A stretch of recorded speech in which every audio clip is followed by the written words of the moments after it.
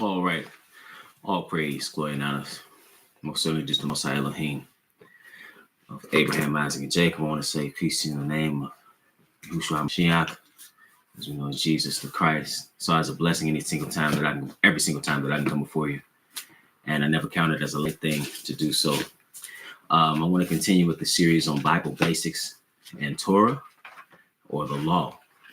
And this is key because it is a common teaching in Christendom or Christianity that the law has been nullified and that we no longer have to keep it or observe it. That it is true that we don't observe the sacrificial law that was added because of sin. But thou shalt not kill, thou shalt not commit adultery, thou shalt not steal, thou shalt not covet. Honor this. Remember the Sabbath day to keep it holy. Honor thy father and thy mother. Have no other gods before me. Although those laws are not done away with. Those laws have not been done away with. And it's important that we keep it because the law or Torah is our instruction. He's given us a way of life. And this is how we know how we are to live. Furthermore, this instruction has always been here. Even though it was officially given and delivered to the children of Israel by way of Moshe or by Moses, Torah or mitzvah commandments, has always been. And I want to show you that in the Old Testament and through the writings of Moses and what he wrote pertaining to particularly Abraham and the Patriarchs, even Noah, before the children of Israel were even a nation, before Mount Sinai.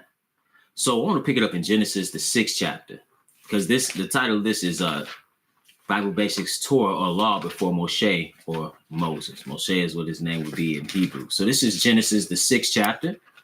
And I want to start with Noah and the flood. And I want to make a point here in regard to there always being a standard, even right here, because this is a justification for the flood. This is the breaking of Torah. This is or commandments. This is Genesis 6 and verse 5. Genesis 6 and verse 5 reads, "And God saw that the wickedness of man was great in the earth, and that every imagination of the thoughts of his heart was only evil continually." So now when Elohim looked down on this great earth, on this earth, and he said that every imagination of the thought of man's heart was only evil continually. The Bible tells you that the hearts of man is desperately wicked. Who can know it?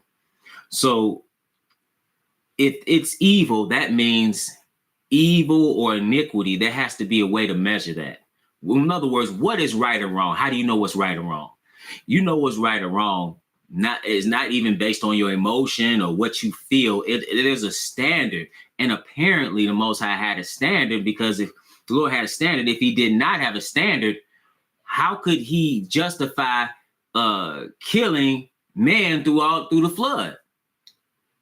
So it says in verse 6, "And it repented the Lord that he had made man on the earth, and it grieved him at his heart." And what he said in verse 7, he says, "And the Lord said, I will destroy man whom I have created from the face of the earth, both man and beast, and the creeping thing, and the fowls of the air, for it repented me that I have made them." Right? So again, if there is, as it is written in verse 5, wickedness, right? If there is evil, as it is also written in verse 5, certainly there has to be a way to measure a wickedness. There has to be a way to gauge evil.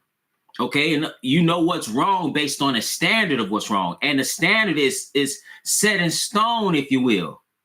Okay, it's something that you could know.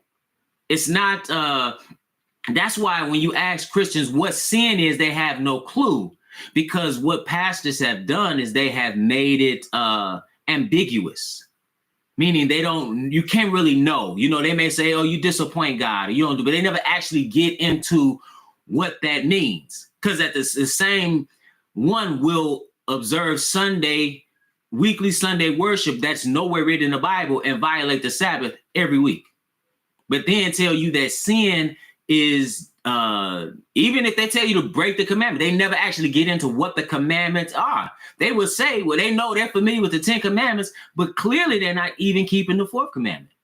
And when you break down the other commandments, because there's not only 10, there are hundreds of commandments, they're not even trying to observe them. See, we should be trying to observe Torah. So now, because that is our standard of morality. If Yehoshua or Jesus is our example, then he was without sin. He never broke the law. Because again, sin is the transgression of the law. So now he goes on to say he's going to destroy the man whom he created. And notice what it says here in verse 8. It says, but Noah found grace in the eyes of the Lord. So he found favor. And then it says further about Noah. It goes on to say in verse 9, these are the generations of Noah. Noah was a just man and perfect in his generations, and Noah walked with God. So wait a minute. How could he be perfect if there is no standard of perfection? That's like, for example, when you were in school and you took a test. You took that spelling test in the second grade and you got all 25 words correct.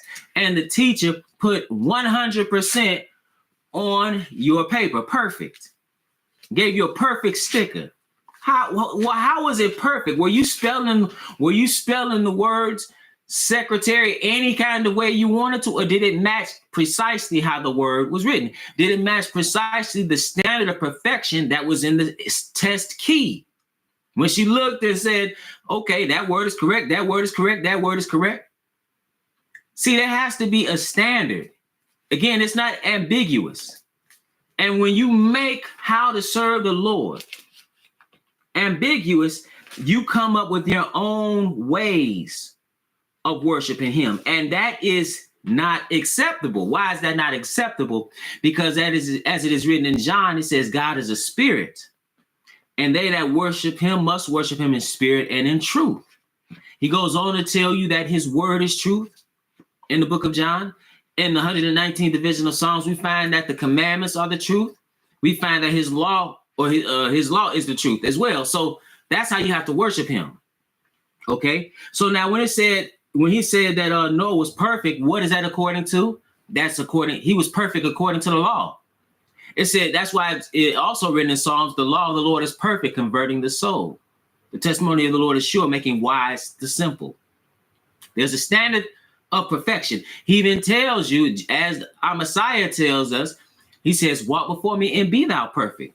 But now let's go to, and he told another one that as well. We'll read that. But before we get there, let's go to Genesis 7 and continue showing that the law has always been. Let's pick it up at Genesis, the 7th chapter and verse 1, because he told him to build an ark. And just another side note, prior to going into the ark and the Lord shutting him in, it says that Noah was a preacher of righteousness. How, again, if you are, this is before Moshe, this is before the Mount Sinai, when he came down with those tablets of stone. If one is a preacher of, what are you preaching? What is righteousness? What is right? The law. As Paul called it, holy, commandment, holy, and just and good. That's what righteousness is based upon. Unrighteousness is sin. So now we read in Genesis 7 and 1, and the Lord said unto Noah, come thou and all thy house into the ark, for thee have I seen righteous before me in this generation. Again, what is that based on? What was the difference between Noah and practically everybody else? Righteousness. That's why he found grace, because he was doing that which was right. So they had to know what was right, and they just denied it. See, you can know right, and that's the thing too. Just because people don't know they're ignorant doesn't mean they cannot know. See, you can know. That's why even back then they say he was a preacher of righteousness. That's why even today you can find out what the Lord requires of you is written in his word. So all you have to do, as is written in another place in Revelation, he said, behold, I stand at the door and knock. If any man will hear my voice and open the door, I will come in and sup with him and he with me. He is made a way for you to know. But it said, and the Lord even putting again Noah out there as a preacher of righteousness, telling the people, but the people didn't want to listen. And that's why they died in the flood. So now he enters the flood, and notice what it says here. It says, and just another side note, the testament to what the Lord was going to do, him building an ark. He wasn't just a preacher. He just didn't build an ark. He was building this huge ark, and then he was a preacher of righteousness. And people still didn't get on. It said the Lord shut him in. People need to take heed to that in these last days. But it said, and the Lord said unto Noah, come down all thy house into the ark, for thee have I seen righteous before me in this generation. Okay, so he was righteous. Verse 2, of every clean beast thou shalt take to thee by sevens, the male and his female. Oftentimes when you ask people how did the animals go on the ark, they say 2 by 2. They never make the distinction of every clean beast. That's good. That's key, because we'll go to Torah. We'll go further in Torah and show why that's key. So it says, of every clean beast thou shalt take to thee by sevens, the male and his female. Then he says, and of beasts that are not clean by 2, the male and his female. So now, and we understand that later he would take. You read in chapter 9 and verse 20. When he made an altar, it says, and Noah building an altar unto the Lord, and took of every clean beast and of every clean fowl, and offered burnt offerings on the altar. And there was a sweet smelling savor. And the Lord said in his heart, I will not again curse the ground anymore for man's sake, for the imagination of man's heart is evil from his youth. Neither will I again smite anymore every living thing as I have done. Okay, so now, what is this about clean and unclean? So now let's go to Leviticus, the 11th chapter. This is when the law is officially given to Israel. This is during this time, and I want you to pay attention to what it says about clean and unclean. Because in order for there to be a standard of clean and unclean, Noah had to know what it was. The Lord showed it to him. He knew what animals were clean, meaning suitable for sacrifice, suitable for human consumption, and those animals that were unclean, unsuitable for sacrifice, and unsuitable for human consumption. This is Leviticus, the 11th chapter, and let's look at this. This is the law of clean and unclean. This says, and the Lord spake unto Moses and to Aaron, saying unto them, speak unto the children of Israel, saying, these are the beasts which ye shall eat among all the beasts that are on the earth. So he goes on to beasts, to fowl, creeping things, those that are in the sea, water creatures, etc. But he says, I'm going to just read this here. He said, whatsoever part of the hoof and is cloven footed and cheweth the cud among the beasts, that shall ye eat. So that is the criteria for the beasts that are good for human consumption. For example, like a cow. A cow chews the cud, has parted hoof, cloven footed, so you can eat the cow, right? It said, nevertheless, these shall ye not eat of them that chew the cud, or of them that divide the hoof, as the camel, because it cheweth not the cud, but divideth. I'm gonna start over in verse 4. Nevertheless, these shall ye not eat of them that chew the cud, or of them that divide the hoof, as the camel, because he cheweth the cud, but divideth not the hoof. He is unclean unto you. So remember, he made a difference between clean and unclean. Okay, so now we know, like, unlike Muslims who take largely from Torah certain things, like not eating swine, which we'll read. That's interesting. Christians say you can eat anything. All you have to do is pray over it. That's taken totally out of context, where they get that from. But you're not supposed to eat that. But also, I said Muslims because they would sit around and eat camel hump. Or eat camel. That's unclean. It said, and the coney, this is probably a rock badger. It says, because he cheweth the cud, but divideth not the hoof, he is unclean unto you. And the hare, which is like a rabbit, because he cheweth the cud, but divideth not the hoof, he is unclean unto you. Like you would always see, if you ever see a rabbit, seems like he's always chewing on some form of vegetation. But it said he divided not the hoof, so you're not supposed to eat rabbit. A lot of our brothers and sisters from the South know something about eating rabbit. Eating squirrel, eating possum, eating coon. Not supposed to eat those things. They are unclean unto you. Verse 7, everybody's favorite that doesn't know any better, and the swine, though he divide the hoof and be cloven footed, yet he cheweth not the cud, he is unclean to you.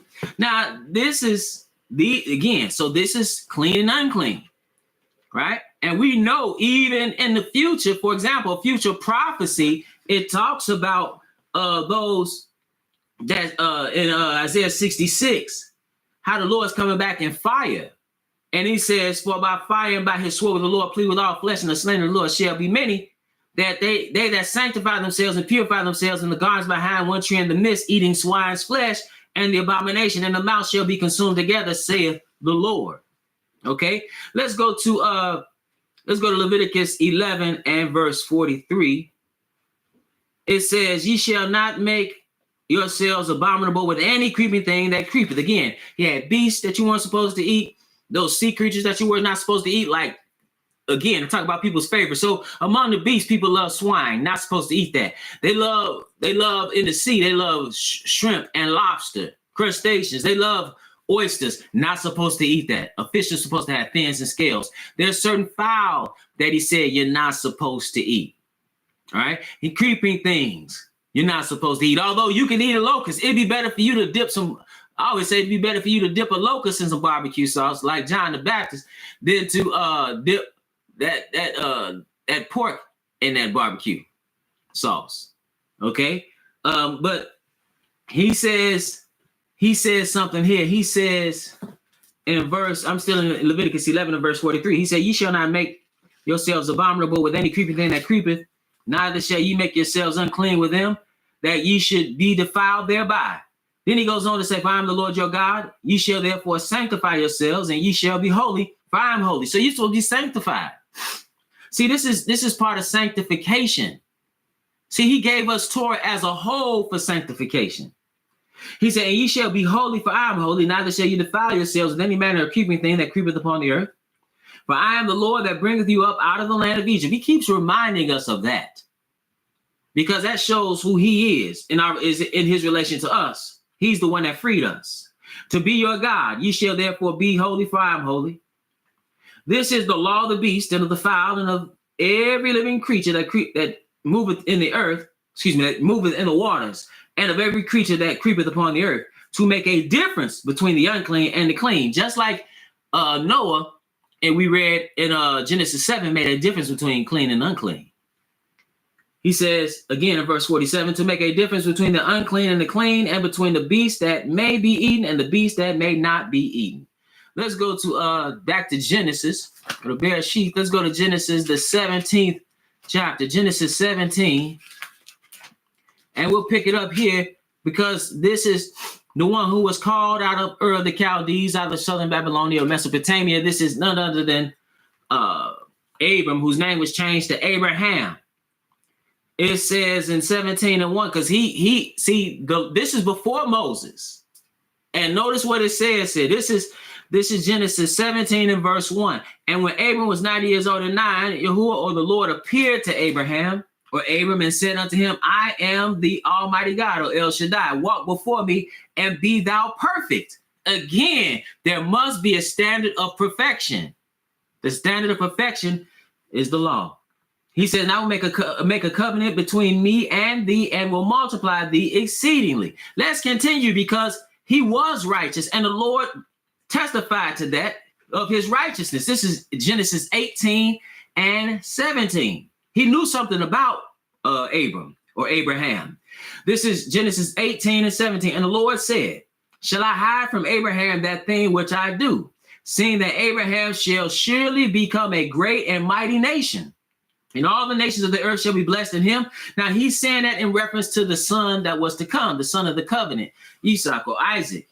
He says, for I know him, that he will command his children and his household after him, and they shall keep the way of the Lord, to do justice and judgment, that the Lord may bring upon Abraham that which he has spoken to him. He said he's going to command his household after him, after what the Lord said to do. And just like with circumcision, he was an older man. The Lord said he had to be circumcised. Everybody in his household was circumcised. All the servants, his son, everybody.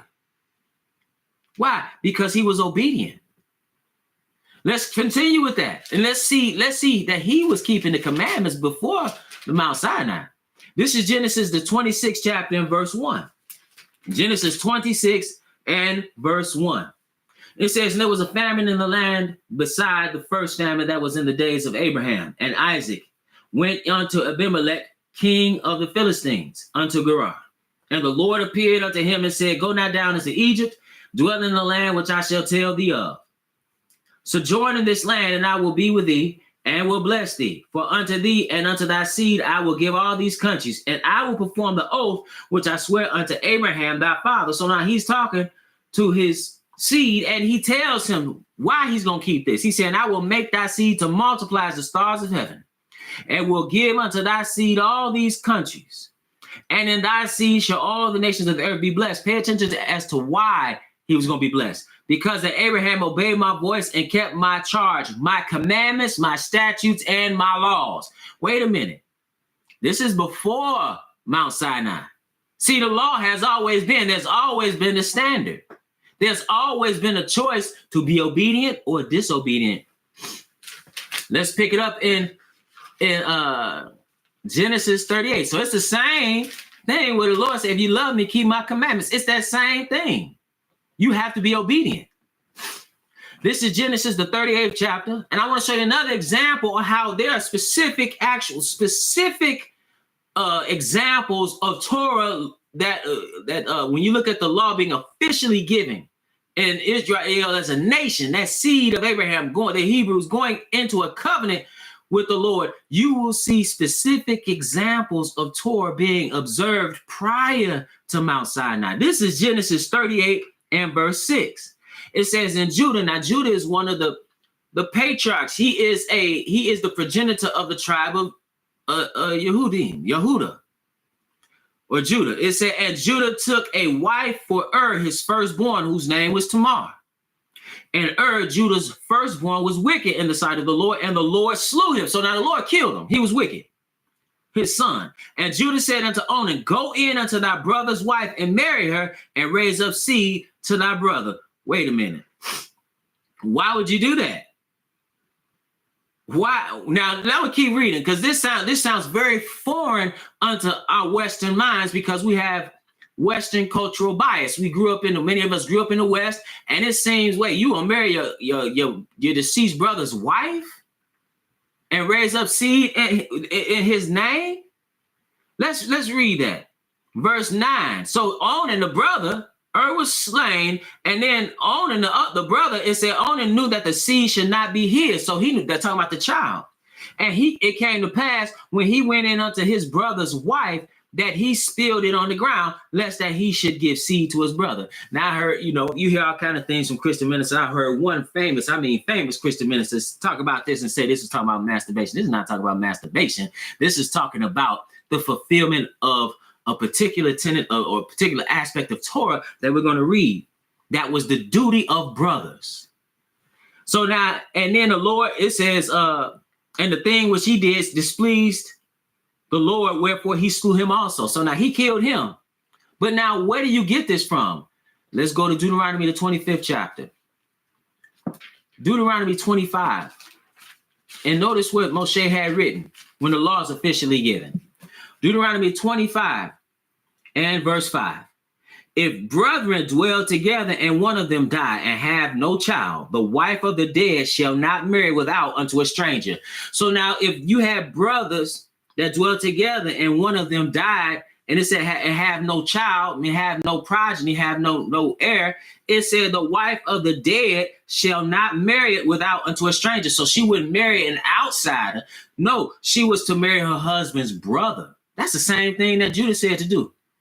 Go into thy brother's wife after he had died, of course, and raise up seed in your brother's name.